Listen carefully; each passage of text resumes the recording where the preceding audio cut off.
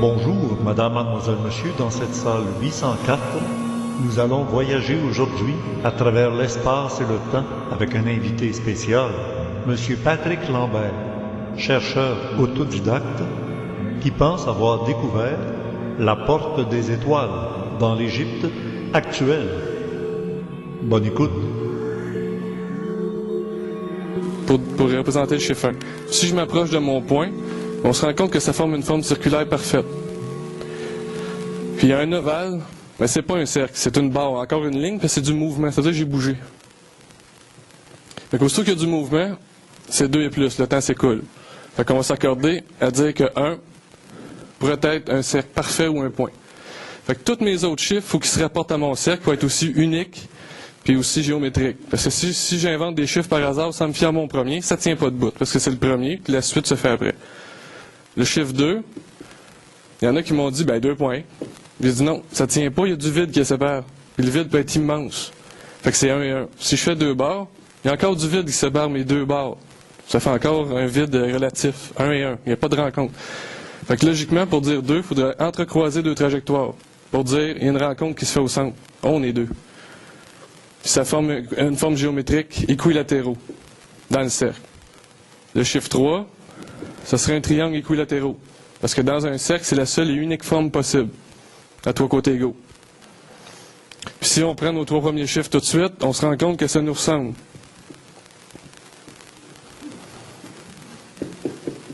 La position du cœur, c'est le chiffre 2. Le 1, c'est l'intelligence. Puis tout ce qui sort de notre intelligence humaine doit être rond, pour être logique. Un exemple, une voiture, c'est des milliers de ronds placés intelligemment. Tu avances plus vite dans le temps. Je parle des roues, des bearings, du volant, des gears. Tout ce qui est rond, là. Puis il y a aussi tous les sports de compétition humaine, c'est de maîtriser le cercle. Une balle de golf, c'est rond. Une balle de baseball, c'est rond. Le pool, c'est des sphères encore. C'est la maîtrise du cercle. Fait que là, j'ai voulu étudier ça plus amplement, parce que le cercle commence à devenir intelligent. Ce qui devient intéressant, c'est que toute l'accumulation d'énergie passe par le cercle. Si je veux accumuler de l'eau, il faut que je courbe ma main. Si je veux accumuler du son, il faut que je courbe ma main encore pour accumuler du son. Si je veux voir dans une dimension qu'on ne voit pas à l'œil nu, il faut que je courbe une lentille pour centrifuger la lumière, puis la grossir. Là, je vois plus grand ou plus petit. Fait que la courbe devient un secret, en réalité, intelligent. Fait que là, je me suis dit, c'est peut-être un hasard que si on dessine les chiffres intelligemment, on se voit apparaître en début des temps, une apparence humaine, dessinée tout simplement enfantin. Fait que c'est peut-être juste un hasard, mais on va continuer pour voir s'il y a des traces qui disent que c'est vrai. Fait que 1, 2, 3. Si je dessine de haut en bas, c'est la loi de la gravité. C'est de la simplicité. Le chiffre 4, ce serait un carré, parce que dans un cercle, c'est la première forme, ou la seule et unique forme à 4 côtés égaux. 5, c'est un pentagone. 6, un hexagone. Oups. Ah oui, puis avant que je continue, c'est vrai que le cerveau humain est un ordinateur extrêmement perfectionné, mais qui a été induit en erreur. C'est comme si à l'intérieur de cet ordinateur-là, il y a un programme qui dit « t'arrondis tous les calculs ». Parce que quand on pense, on arrondit tous nos calculs, on fait des statistiques à profusion à toutes les secondes. Puis il faut se forcer les manèges pour calculer précisément quelque chose. Mais en général, on arrondit rapidement tous les calculs. C'est ce qui fait peut-être l'esprit humain, d'arrondir tous les calculs. Un ordinateur, il a la capacité de faire l'opposé. Il va chercher les calculs précis instantanément. Il n'arrondit jamais. Et si on introduirait dans un ordinateur un programme d'arrondissement des calculs, il pourrait réagir un peu comme un humain. Il ferait le saut. Fait que là, si je continue à l'intérieur du 4, il y a une exception. Je peux rejoindre les extrémités. Le 5 aussi. Puis le 6 aussi. Je vais expliquer plus tard pourquoi j'arrête à 6. C'est parce que, je vais l'expliquer tout de suite. C'est juste parce que c'est le début des temps. Si je multiplie le premier autour de sa perception, je ne peux pas en mettre plus que 6 dans sa perception. Parce que si j'en enlève un, il y a un espace qui se crée, puis si j'en rajoute un, il y a un espace qui se crée. On sait que la matière, elle ne peut pas disparaître afin de se transformer. Fait que c'est de 1 à 6. Fait que là, on voit tout de suite que le chiffre 3, je ne peux pas rejoindre des extrémités à l'intérieur, puis j'ai pas de point de repère sur mes parallèles. Mais ici, il y a des extrémités, fait que je peux aller rejoindre les coins. Fait que si je fais un clair dessiné normalement, ça donne ça.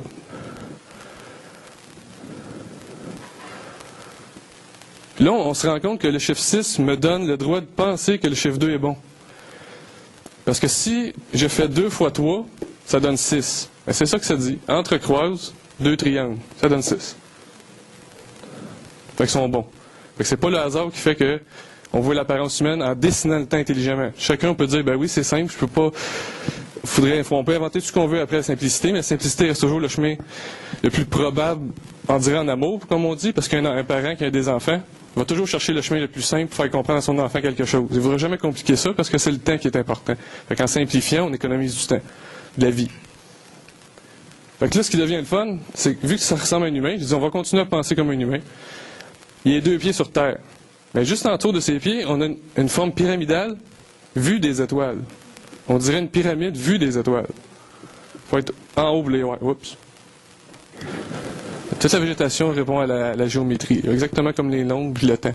Mais ce qui me traumatise un petit peu, pas gros, là, mais quand même un petit peu, c'est que c'est spécial de voir l'apparence humaine au début des temps, si on dessine intelligemment le temps lui-même.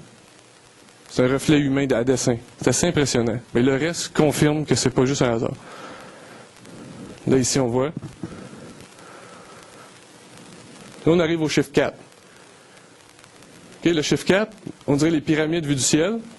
Quand on compare les pyramides...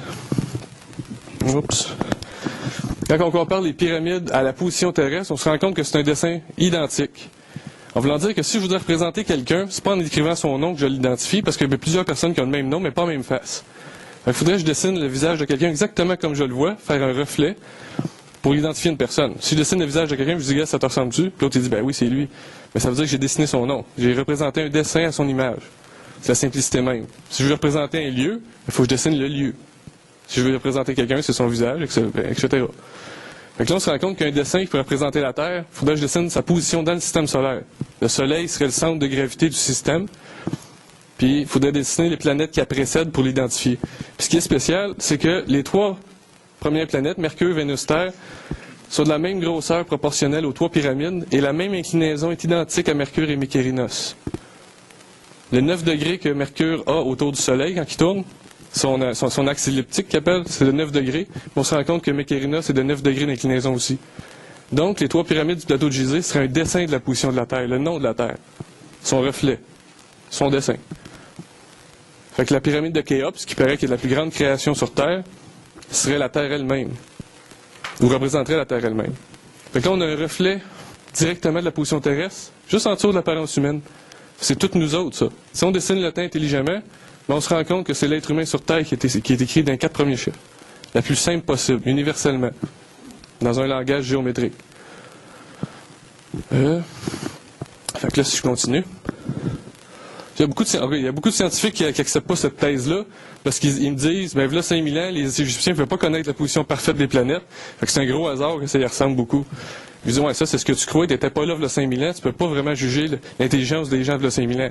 Ça, c'est d'être prétentieux. Parce qu'ils l'ont fait à reflet. Si aujourd'hui, avec les technologies qu'on a, on veut dessiner la Terre, ben, on ne peut pas faire mieux que les pyramides.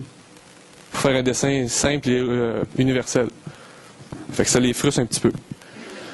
Fait qu'ici, on a les pyramides, le Nil, puis c'est ici qu'on va